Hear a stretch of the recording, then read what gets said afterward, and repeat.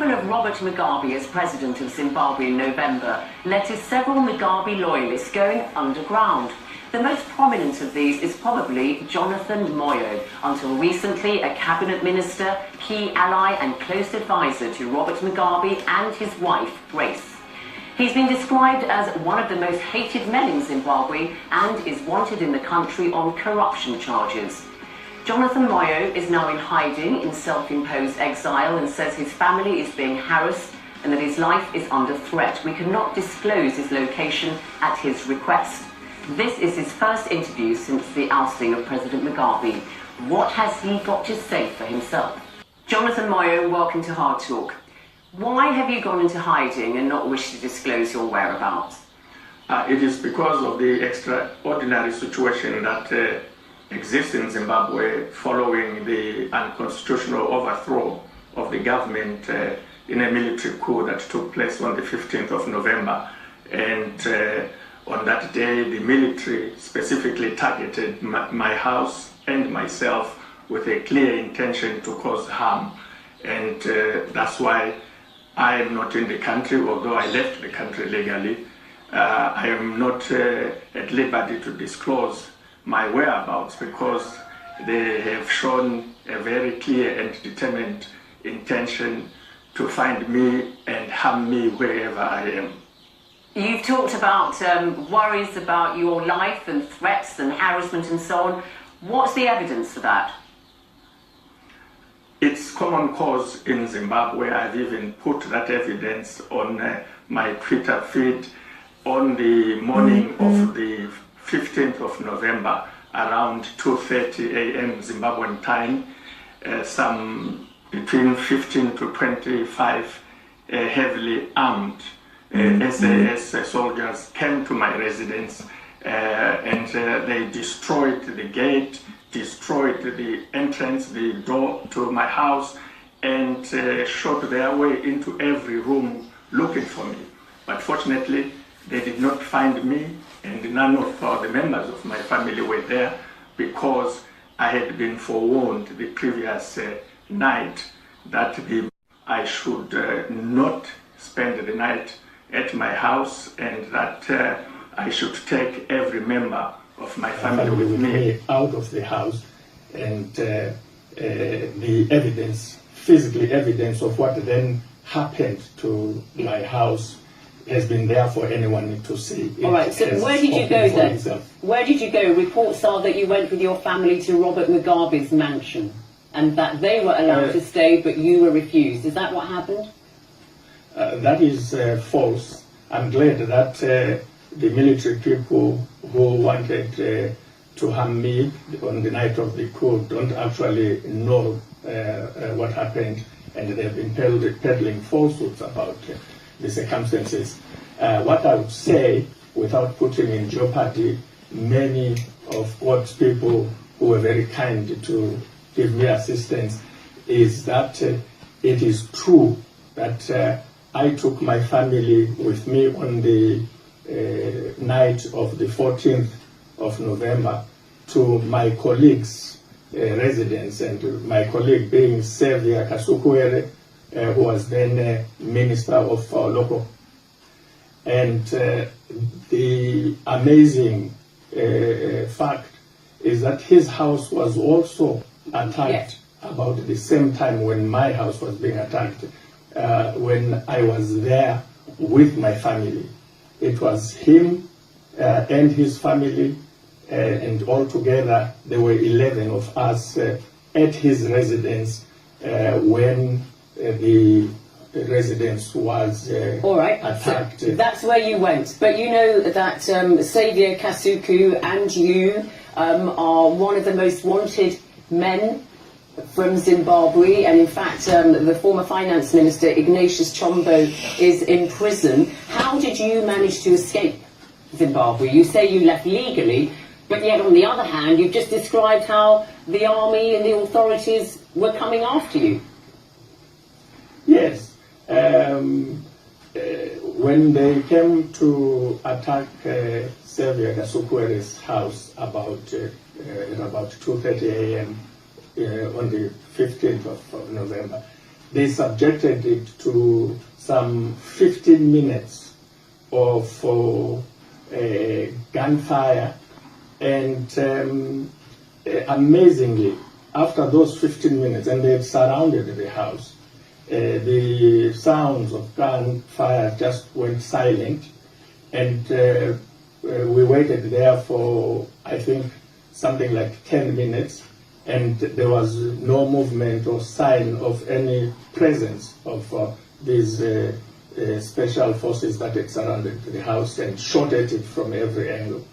And we then managed to get out of the house, and we were amazed that they were no longer there. They probably. So how did you leave the country? So you've explained how the army have attacked both your house and Savio Kafigusa, but how did you actually leave Zimbabwe? And the other question I asked you was, why do you now fear for your life since you've left the country? I mean, are you receiving more death threats where you are? And how did you flee the country? How did you leave the country?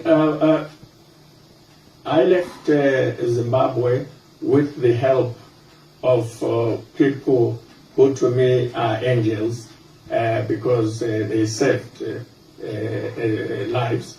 And I am not at liberty to say who helped me, how they helped me, and how I left Zimbabwe, except to say I left Zimbabwe when President Mugabe was the president of the country, and I left with the assistance of these people legally.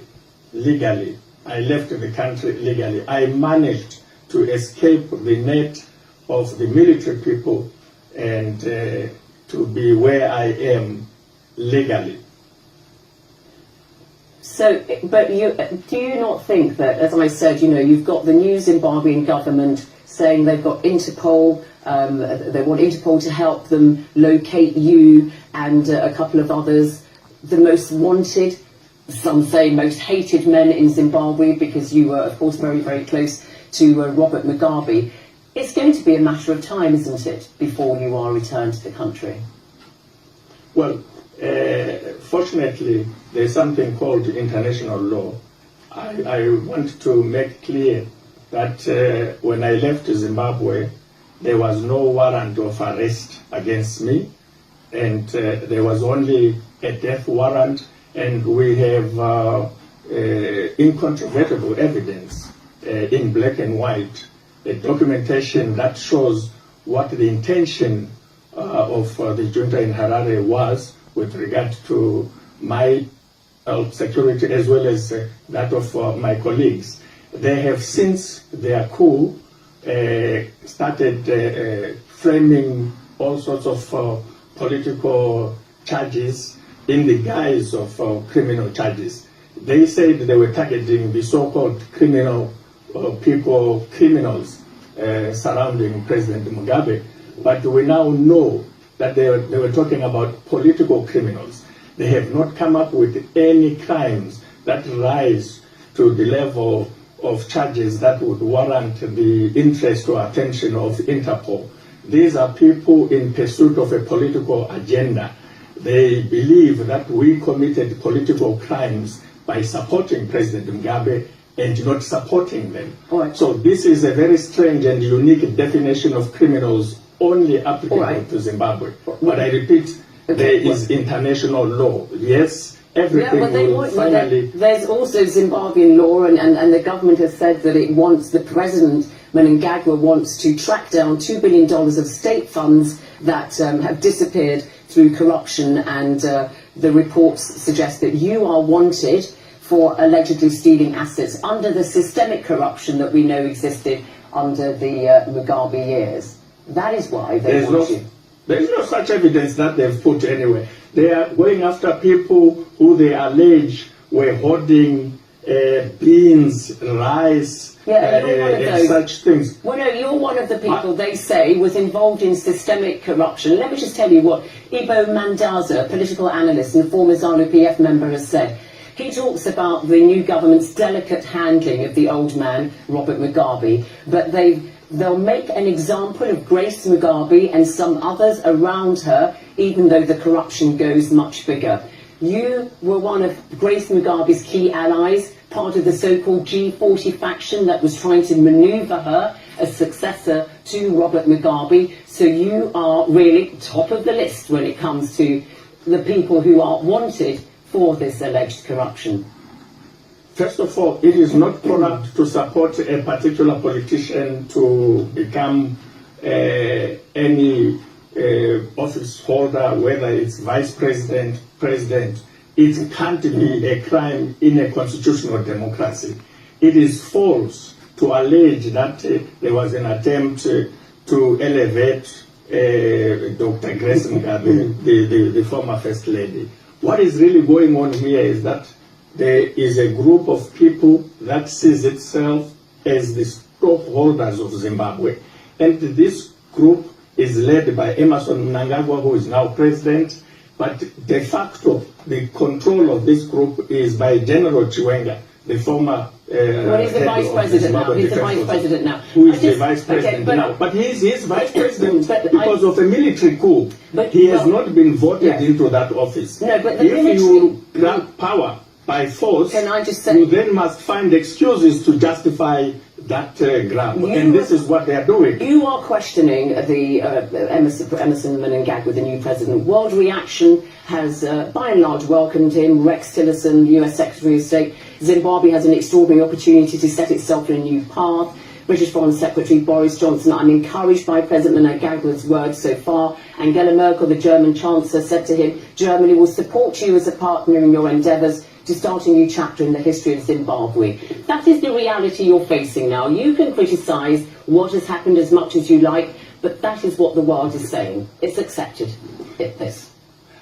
Yes, it's not the world which chooses the leaders of Zimbabwe. Zimbabwe has a constitution, and Mnangagwa and Chiwenga, they know only too well that they have come into power via the bullet and not the ballot. The constitution of Zimbabwe requires people to come into power via the ballot. Well, and the people of Zimbabwe will decide. I mean, if the world wants to be at odds with the popular will of the people of Zimbabwe, that is up to them. We can only be concerned about the Republic of Zimbabwe, the views of the people of Zimbabwe. The international conspiracy that supports a dictatorship that has come to power via the bullet is another story. Right. Will not be experienced by the Zimbabweans for the first time. Well, he's promised free and fair elections in August this year. You've talked he can't hold free and fair elections. You cannot. Okay. There has never been a single case, Zainab, of a government that has come to power via the bullet. You talked of conspiracy, but what is it you want? Because in one of your tweets since Mugabe lost power, you've said to the new leadership in Zimbabwe, if you and your lot think that this will last, then you ain't seen nothing yet, come rain or shine. Are you plotting?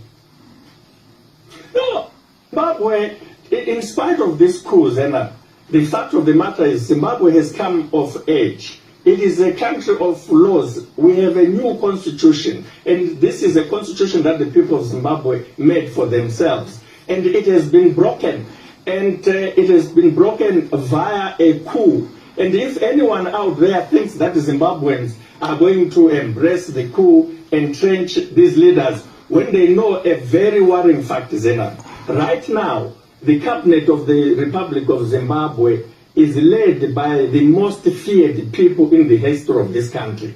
They are feared because they are associated with every atrocity that has happened from Kukuraundi to Mrambatsvina. The people of Zimbabwe cannot be expected to embrace the most feared individuals. What do you want? A return to the status quo ante? You want to see a return of Robert Mugabe and Grace Mugabe as his possible successor? Is that what you'd like to see? Every right-thinking Zimbabwean would like to see the restoration of constitutionalism and legitimacy in Zimbabwe. It is not about any individual. It is about the rule of the law. The constitution of the country has been subverted, and there has to be a return to constitutionalism. And we do not expect the very same people who overthrew the constitution to restore it. And there's a lot that gets said about Mugabe. I want to put on record that I, for one, I'm very, very happy, proud of the fact that I served with him and under him. And you backed Grace Mugabe, who is by and large not admired at all in the country. Are you happy? Do you want to see her still have chances of getting into power? Zainab, the fact that some people, and who may in fact be a minority, have issues with Dr. Grace Mugabe does not mean it is a crime to support her. No one can sustain that view. It is only the people who decide who will lead them through an election. You do not prevent an election through a military coup simply arguing that you do not like Grace Mugabe. It's unprofessional for an army to do that. The Zimbabwean army under Chiwenga has joined the ranks of banana republics where military individuals intervene because they don't like this individual, they like that individual. They've reduced our country into a country of good guys versus bad guys. Have you spoken? Yeah, I mean, as far as I'm concerned, Grace Mugabe was not only the first lady, she was also the secretary for women's affairs in the ruling party. And that position, Zainab, is a very serious position. And as a leader, a top leader in the party, she was entitled, one, to discharge a program, and two, express her views about who should occupy whatever office. She was entitled to that. Have you spoken to her? Have you spoken to her? She's not been seen since the removal of her husband from power. Have you spoken to her, or for that matter, Robert Mugabe? No, I haven't, because of the circumstances that have arisen. I look forward to doing so, especially to speaking to President Mugabe. President Mugabe, Zainab, is Zimbabwe's Castro.